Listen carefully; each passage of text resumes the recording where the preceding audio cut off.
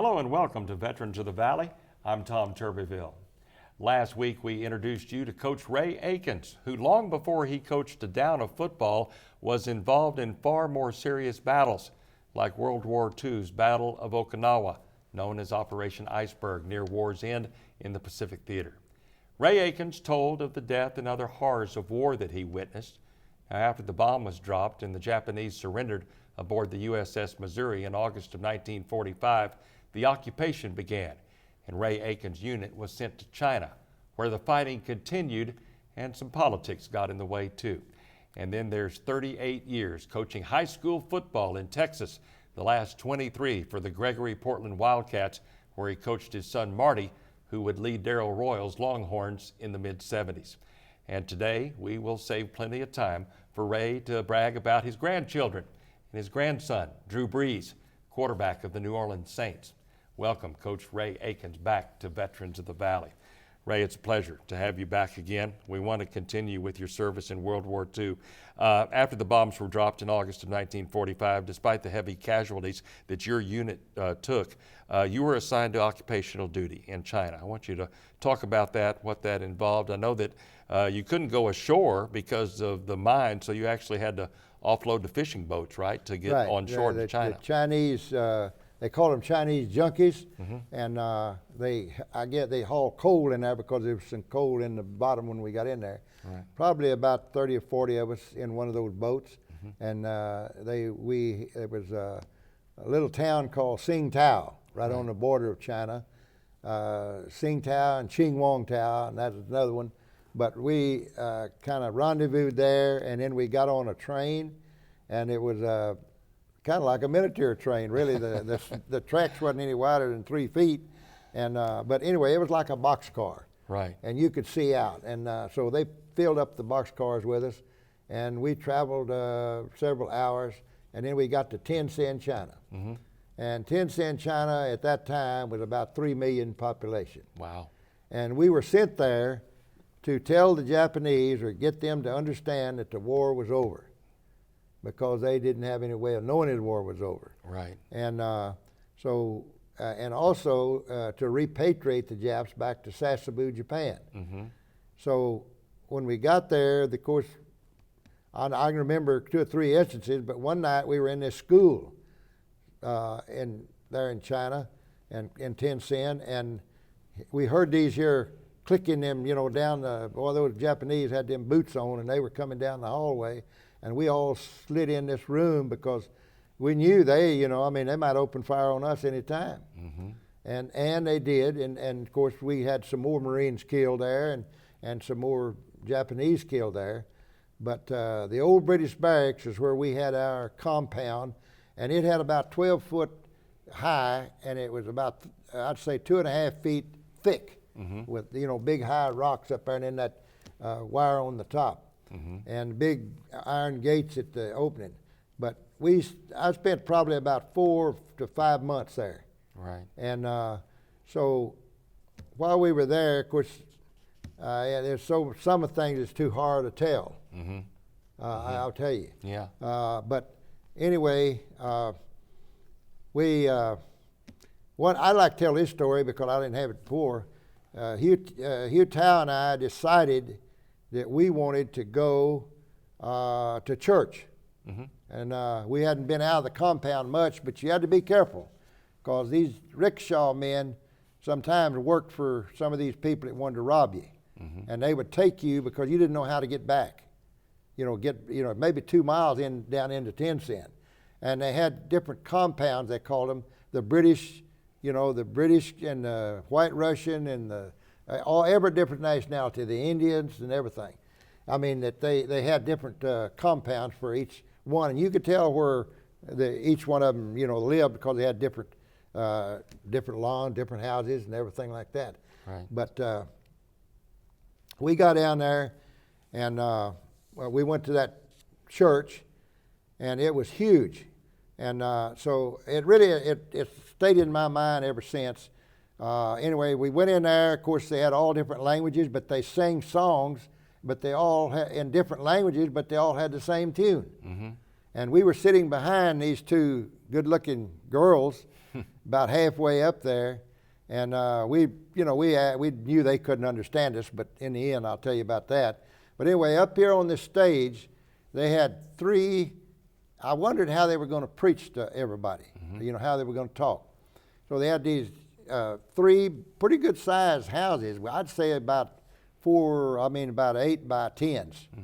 And so they opened up this first house, and they didn't find Jesus anywhere, the pictures or nothing, or the Bible. And they went back and they tore the house all the way down to show everybody in the audience, probably about, I imagine there's 2,000 people there. And so they found Jesus, dusty and all that, the Bible and everything, in the very back of the house. So the next house, they showed where these people kept Jesus in their hearts. And then they got the next one, and they found it about middle way. So, they were kind of iffy, but they had it. And then the third house, they found them right when he opened the front door, there in that house, there was the Bible, and there was a picture of Jesus and everything. So what their theme was is, where do you keep Jesus in your heart, right? Or in your house, right? And so we walked outside, and these two girls that were sitting in front of us, and I corresponded with them a little bit after that. They were from India, and I guarantee you their daddy must have been 7 foot tall, and they're those that wears those. All that stuff around their head and everywhere. But he shook hands with me, and his old hand was twice as big as mine. And but anyway, these girls could speak English, and so could their parents. Right. But anyway, it kind of made us feel like we'd been talking about all this stuff, and they've been listening to it. But that was it. And then when we got back, and then I'll skip on down it, when we kind of to help explain why we had kill or be killed one-way ticket. Right. Why that was good. Well, Hugh Tao, after about 4 months there, he came and told me, he said, Ray, I'm about ready I got my orders to be shipped back home, back to the States. And I thought, he said, do you have yours? I said, no. And but I knew he had been in longer than I had. I told you he was in the Aleutian Islands before he met up with me. And but during that 2 weeks, then about 2 weeks later, I got mine. But during that 2 weeks, I almost cracked up. You're worrying about, because we're still getting guys killed, and still, things were happening, and you kind of tiptoed. You didn't really, you're always holding back, so to speak. And then I kind of put that, after I started coaching, I really realized that if you're a player, if you're a football player, and you're worried about getting hurt, you ain't worth a damn. And if you're a soldier or a fighter, and you're worried about getting killed, in a war, you're not much soldier. Right. And so it really dawned on me then that's what it did right at the end.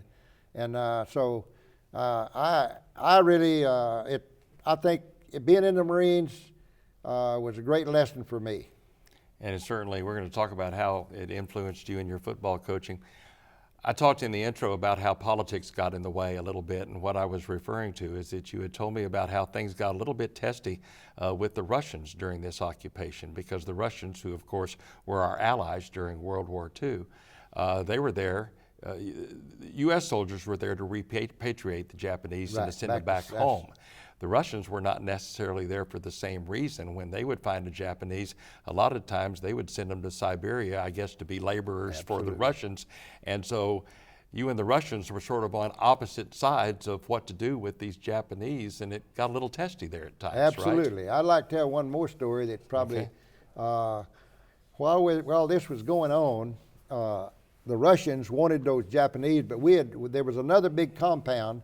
And we had taken when we'd take these Japs in, when you find them and get them, we would take their guns away from them. And we had a pile of guns that was up 12 feet high, in this compound. And we had these Japanese in that compound. And we would take them in these big old LSTs, that the ramps would drop down. We'd take them, that's where we'd take them in.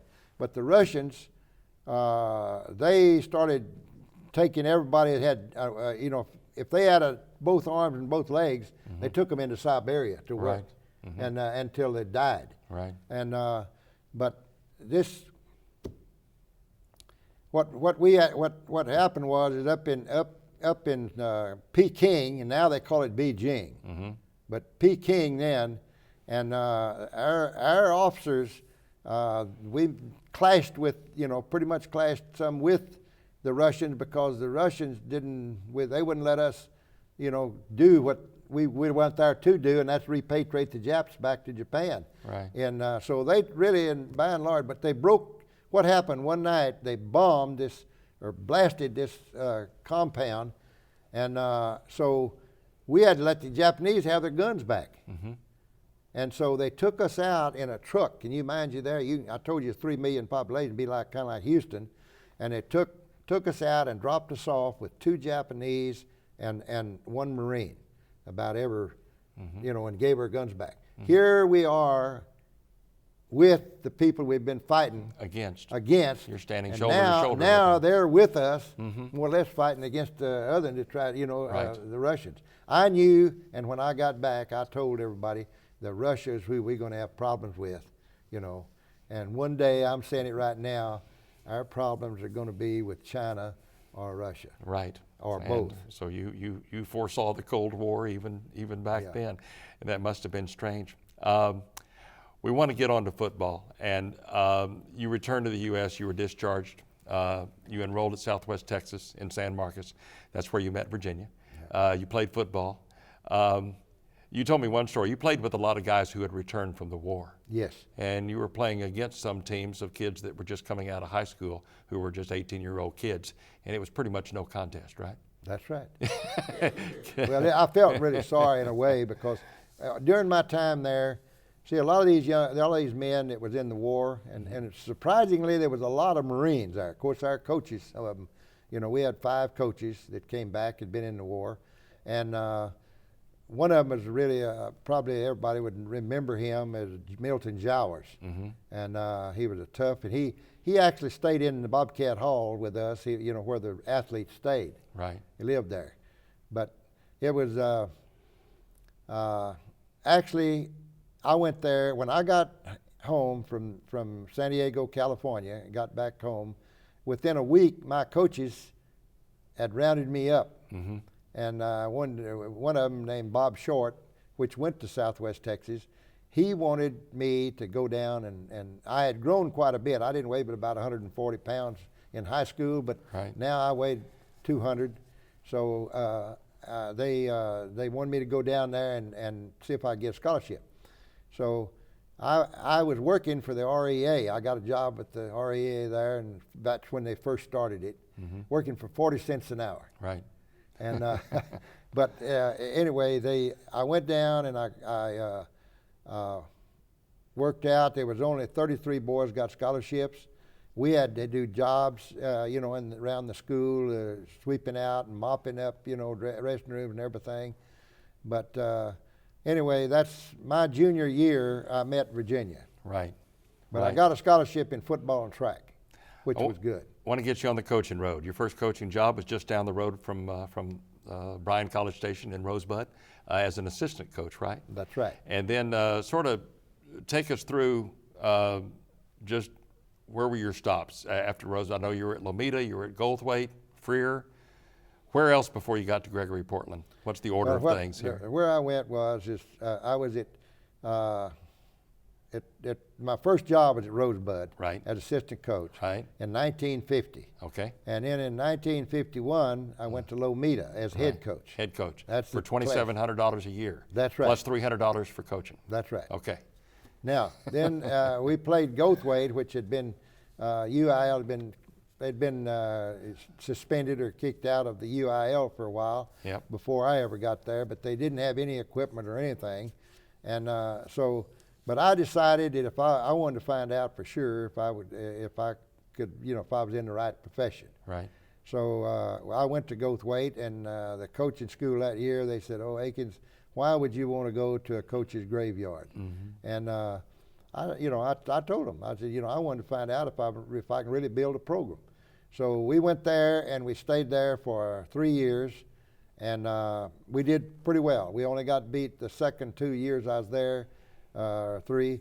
We actually did go to the state in the girls. I coached everything, and I was so we went to the state in girls basketball. You even toted the cheerleaders around, right? Yeah. But actually, a lot of the kids today wouldn't know that. But we had leather headgears in high school. Right. You could almost fold them up and put in your hip pocket, kind of like a pair of gloves. And now they got all this thing. It's really changed. And when you got tackled, you fell on grass burrs, right? Yeah, they used our field in the summer as a rodeo ground. I tell you, it was solid grass burr. But we had this big rolling machine they fixed, and we tied tow sacks or burlap bags on it, and would pull that, and them grass burrs, all them grass burrs get in there, and we'd cut it off and put them in a pile there and burn them. Right. And then we did that and got a lot of the grass burrs out. But I felt sorry. Those old boys had places on them. But go back to Goathwaite, we were there, and actually they won the state championship right after I left, and we'd still be there if they could have paid anything. Right. But I knew if I stayed in that profession, because by now we had not only Virginia, we had 3 children. Right. And we had Mina and Laura Sue and Marty. Right. And so we either had to go north or south to get a little more money. Right. So we went to Tidehaven, which is down close to Bay City, between Bay City and Palacios. Right. And then? And we stayed there, and then we went to Freer in 1960. Right. Stayed there 5 years, and we only lost 1 district game in 5 years there. And then we went to Gregory Portland.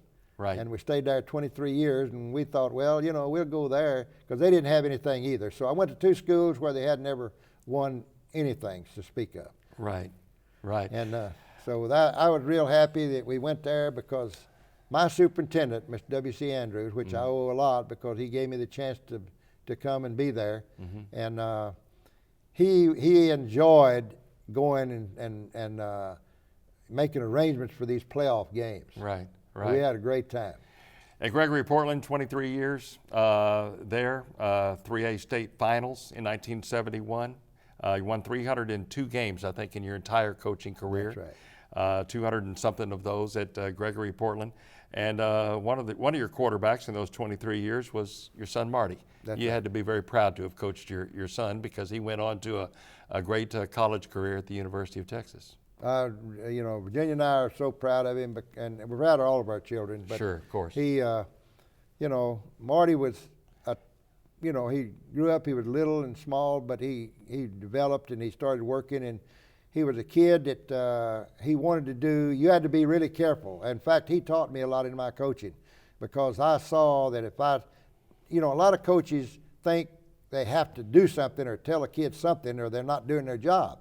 Well, I found out, don't tell a kid anything unless you know for a fact it's going to help him. Because Marty was the type of kid, and we'll just take the shot put, for instance, and if you told him anything, he was already putting the shot out there 60 feet, and he won the relays in Austin one year, and we went to the Astrodome track meets, and we went to big track meets. Sure. And so he was a good shot putter and a good discus thrower, and he was a good football player, and he was a pretty good basketball player, and he actually was a real good golfer. Yeah. And but I told him, I said, you haven't got time for that, son. You got to play football.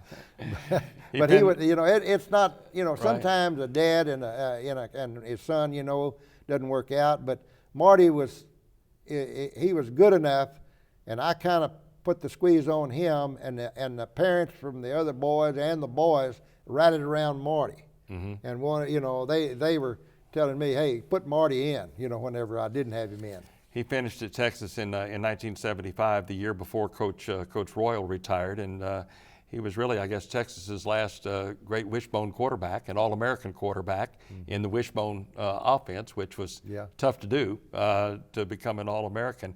So I know that you were very proud of that. You spoke of your other children. Yes, we have one right now. It's in med school. Right. And his second year, and that's Ryan Riahi. That's our youngest daughter's boy. Right. He's probably 6'4" 3 or 4, and he's built like old Schwarzenegger. Right. He's very, very well. And then we have our son Marty's got the 2 girls, Angela and Tara. Right. And then our other Mina, our oldest daughter, had two boys, and one of them is Drew Brees, and the other is Reed Brees. And Reed played in the College World Series. He got a scholarship at Baylor in baseball. He played in the College World Series his senior year in Omaha, and so we're real proud of our kids, and they've all done well. Indeed. Mina, you and Virginia tragically, and Drew lost her in August of 2009, just recently. But obviously, your grandson Drew Brees went to Westlake High School in Austin, won a state championship there his senior year. They went 16-0, a perfect season, and didn't get recruited by Texas or Texas A&M. And I'm sure that both of the head coaches at the time, Coach Makovic and Coach Slocum, are sorry about that, but he went on to Purdue, and now he's the quarterback of the New Orleans Saints. Talk about, obviously, how proud you are of the success that he's had, not only on the field with the New Orleans Saints, but the things he's done off the field with his foundation, helping the recovery effort in New Orleans. I know you're very proud of this young man. Yes, he was actually started this when he was still in Purdue.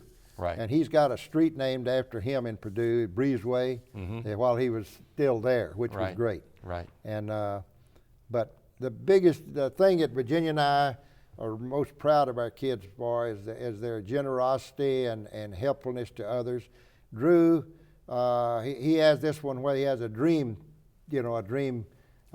thing, and so these little kids that's handicapped or can't do much, they've sent in, and said they wanted to go fishing with him. Right. So he'd take them. That was their dream. They wanted to go fishing. So he'd take them fishing. But to end up, we were on the elevator going up into the Superdome to one of the games. I believe it was Green Bay, and these 3 nuns were on the elevator. Right. And so they were talking about Drew, and I told him, I said, I'm the grandfather, and this is their grandmother.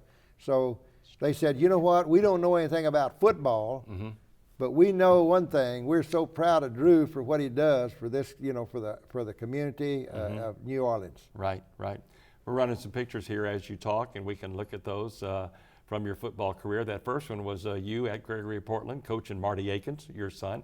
This was signing day when Marty signed with the University of Texas. That was back in the day when the head coach could actually be in the picture.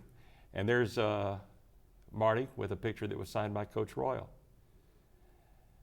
Now we can slow down. Tell us about this picture was taken when Marty was, I guess, inducted into the Hall of Honor at Texas. Is that right? Yes. Tommy Ingram's is on his right, and he's about 6'7". He was with tight end when Marty was there, and also his roommate. And yes, Marty got the Hall of Honor, University of Texas Hall of Honor award that night. And so, Coach Royal there between Marty and I. And, he's always been, a good friend of all of our family. Indeed. Let's move on. Now, this picture was just taken recently at Coach Royal's home. Is that right? That's right. Coach Royal doesn't live too far from where Marty does now in Austin, out on that Bee Cave Road, going out north or of Austin. Right. And so Marty had been telling me that he'd been taking Coach Royal to, out to the golf courses, and they would ride around in golf carts. Coach Royal was always interested in golf. Oh, sure. And Marty is a good golfer, and he, they have a lot in common there. And then of course he played for Coach Royal, and we went over to his house and talked to he and his wife, and Marty's actually taking him out to his ranch. Yeah. And out around Cherokee. Let's move on to now. I want to mention this just this fall, not too long ago, September 25th, 2009, as that shows. This is from the program at Gregory Portland, where their football stadium was renamed Ray Akins Wildcat Stadium. And you must have been very, very proud of that, because just about all of your family was able to be there for that, right? I'm proud of that for my whole family. I think that if it hadn't been for the whole family, and Virginia in particular, right, and of course Marty, all the children, you know, we supported each other and we needed each other. Right. And it turned out, I thought it was Right. great. And this is the whole this whole family. family. This is our family except for Tara Right. and her husband. And she's since that, Yeah. she's had a great granddaughter. Right. Now, these are two pictures that I put together. I thought these were great pictures of you and your grandson, Drew Brees. And he was, I think you told us that he actually, this was on a Friday night, he actually had a game in Buffalo. Buffalo Bills, they played. 2 days later, Yeah. on Sunday. But they were able to fly him down to Corpus Christi, get in the car, come out to the stadium to be with you that night. And then they flew him back to catch the team playing the next day to go to Buffalo and then beat Buffalo on Sunday. Right. That was a heck of a trip for him, but I knew he was I glad was so to be glad there. they won the game because I didn't want us to You didn't want to be blamed for that. There's you in the middle, and with Drew on the left as we're looking at the picture, and his uncle, Marty Akins, on the right. Now here's a official photograph of your grandson, autographed to you. Yes. Drew, he's given us a football. When he went this past year, he had the Pro Bowl. Right. He had all of his team they won it. They won. So but he had all of his team to sign the football, and you probably saw it there on the dresser. And he put it in a case and sent it to us and everything. This is you in Virginia. Yeah. It's a marvelous picture, and you all have been married this lady here 60 years. Is absolutely a saint. She helps everybody. She never stops working. Of course, that's the German in her. Right. You know, her name was Schultz. Exactly. And I always said I was going to marry a Swede or a German or a Bohemian. And the reason that you all are in the Brazos Valley now, as a matter of fact, is because she is from New Baden. That's right. And so that's why you all are here right now. Most of my family had passed away, or my parents Right. and everything, and I had not many relatives still left around Brady. Right. So, you know, we bought a piece of land there while we were coaching at Freer, and that's where we are today. We built us a nice log house, and it's really, for 21 years we've been there now. Indeed. We're out of time. We could talk forever and ever, but we're out of time. But thank you for your service, and thank you very much for being here, Coach Akins. Ray and Virginia Akins met at Southwest Texas State after the war, and they have been married more than 60 years now. Her family, like we said, is from New Baden, and it's near there in Robertson County where they are retired on their ranch. We salute Coach Ray Akins for not only his service on the battlefield in World War II, but for his passion of teaching young men life lessons of winning and losing that can only come from the battlefields of Texas high school football. For Coach Ray Akins, I'm Tom Turbyville. Join us next time on Veterans of the Valley. Tom, you did us.